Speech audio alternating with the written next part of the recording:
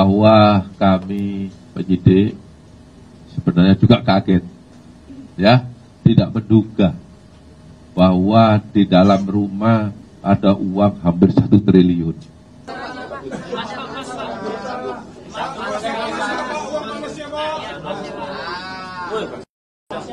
Yang buat undian yang mana, Pak? Mau, Pak. Paling-paling, Pak. Kanan, Pak. Kiri, Pak.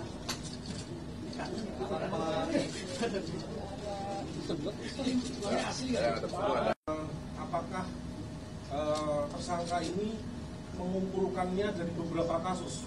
Berapa lama dia mengumpulkan uang hampir 1 triliun ini, Pak? Dan dari berapa kasus? Yang ketiga terkait TPPU-nya, Pak. Apakah juga kemudian dikejar aset-aset lain yang mungkin sudah menjadi tanah, menjadi rumah, dan sebagainya? Begitu aja, Pak. Terima kasih. Silakan, Hadir. Ya. Terima kasih.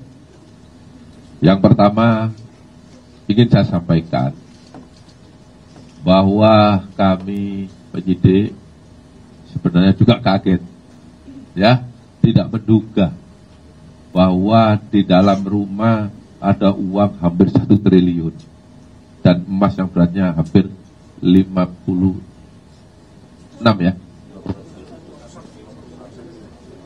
kilogram. Nah, jadi itu jawabannya, ya. Kapan ini diperoleh? Berdasarkan keterangan yang bersangkutan, ini dikumpulkan mulai tahun 2000. Tadi yang saya dengar 2012 sampai 2022. Karena 2022 sampai sekarang yang bersangkutan sudah purna tugas. Dari mana uang ini berasal? Menurut keterangan yang bersangkutan, bahwa ini diperoleh dari pengurusan perkara. Sebagian besar pengurusan perkara. Ya, cukup. TPPU belum. Kita lihat perkembangannya. Kami belum sangat TPPU.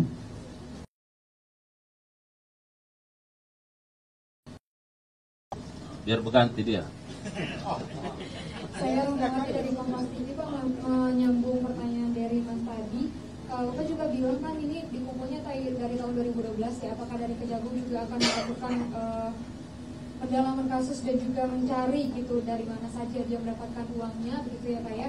Terus untuk aliran dananya nanti seperti apa, dan juga untuk yang kasusnya Ronald Tanur itu apakah ada rencana penangkapan ulang begitu ya Pak? Kan kemarin sudah ditetapkan 5 tahun pidana penjara. Terus apakah dari Kejagung sudah mengetahui posisi terakhir dia di mana, apakah dicekal untuk keluar gitu Pak? Dan juga apakah dari Kejagung juga akan berkoordinasi dengan KPK terkait dengan kasus ini? Terima kasih. Ya, saya jawab tadi bahwa uang ini dikumpulkan mulai tahun 2012 sampai sekarang, maaf 2022. Setelah 2022 sampai sekarang yang bersangkutan sudah nonaktif. Dari mana? Ngurus lewat saudara. Karena saking banyaknya dia lupa. Karena banyak. Ya. Kemudian untuk tadi pertanyaan yang terakhir, apakah Ronald Tanur dihukum kembali? Nah itu kan itu kaitan dengan perkara pidana umum ya. Nah, itu nanti mungkin dilakukan eksekusi ya. Karena saya dengar di media sudah terbukti bersalah dan tidak dihukuman 5 tahun penjara. Apakah hari ini sudah dieksekusi? Saya belum mendengar, belum tahu. Tapi yang pasti dieksekusi.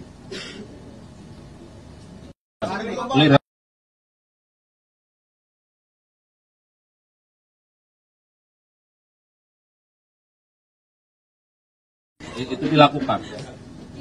Nah, kita bergeser dulu sebelah sini, biar adil. Ya tenang. Silakan belakang. Semua dapat.